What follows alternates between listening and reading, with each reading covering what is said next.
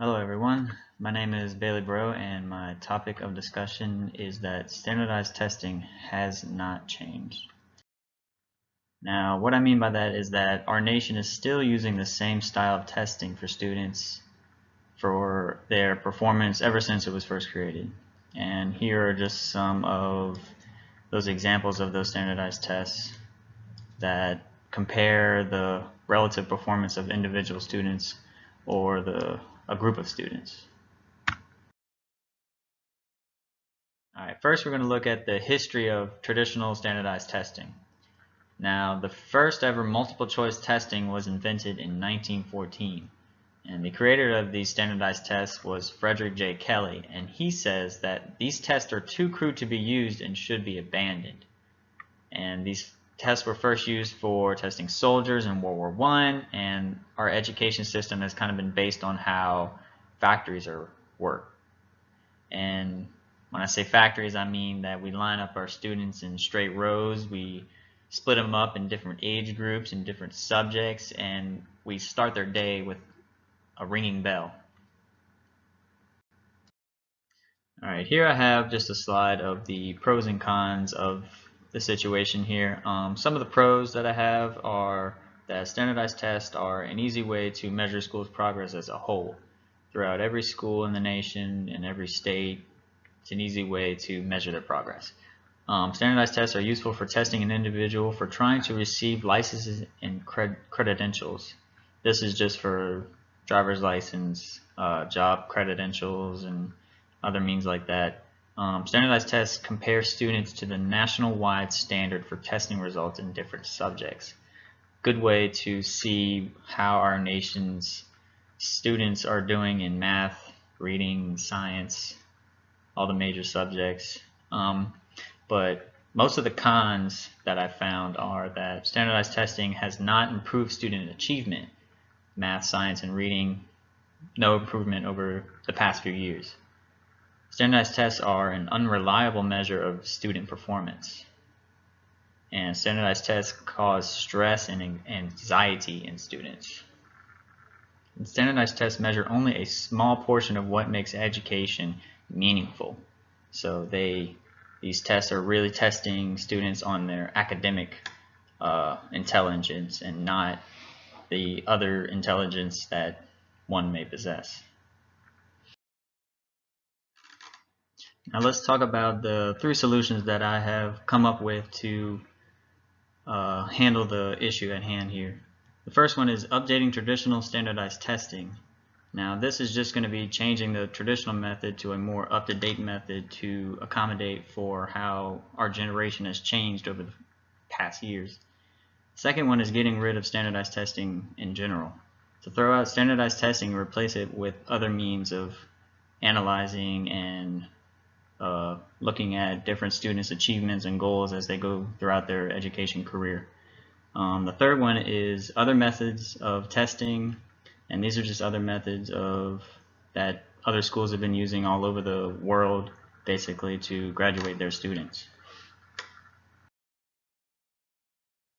Now the first solution that I have is updating the traditional standardized testing. And what I mean by that is that the testing system that we have is not efficient. It's not testing students individually on their own achievements and their own abilities. It's all standardized under one common test. And the problem with that is that the testing companies don't give back feedback after like a month or two, and students and teachers can take any means is necessary to get these good grades that they need for bettering themselves and bettering the schools that they're in. And these tests are taken in an artificial setting where there's no collaboration, there's no multiple choice answers with many solutions, and it's all under a limited time. And these tests don't value the diversity and creativity in all these individual students. So my solution is that we design a way of testing students that is the most efficient for future education. Now the second solution that I have is to completely get rid of standardized testing.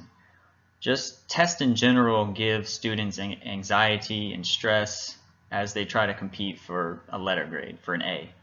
And these tests don't allow students to collaborate with each other at all. They're not allowed to talk to each other. The traditional testing, paper to pencil test. Multiple choice tests give us the straight rows of desk classroom set up today, like I said earlier with the factory setting. And these tests don't allow students to be creative.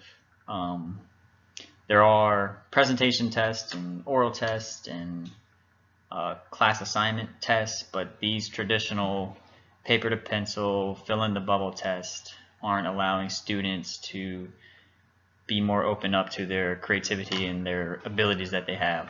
So my solution is to revolutionize the meaning of testing and create a system that shows a student's progress.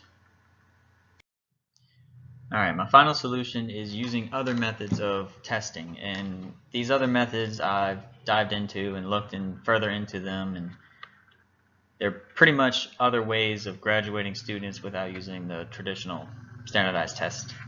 And a few of these are stealth assessments, nationwide system, government inspections, and allowing teachers to have complete control on how a student is assessed for graduation.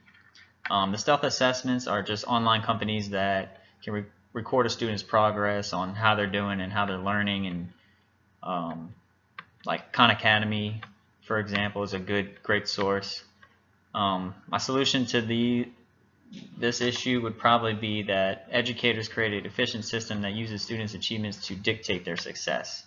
So basically, teachers have a more control over their students' achievements, and they then dictate whether a student should move on to the next grade or graduate, and furthermore.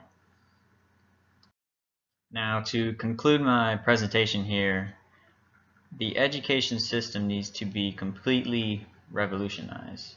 And what I mean by that is that teachers need to be paid more. They need to have a higher standing in this nation, just as much as doctors, really. Teachers have more control on teaching. Schools are rated on individual student achievements, not the overall school. And all subjects are equal, like art, math, science, dance, all the subjects. And schools need to shoot more for collaboration than competition. We shouldn't be shooting for grade letters. We should be shooting for group activities and group achievements and goals that have been made throughout the schools.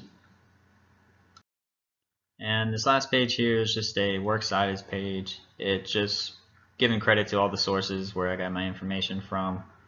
And that's it of my slideshow. Thank you all.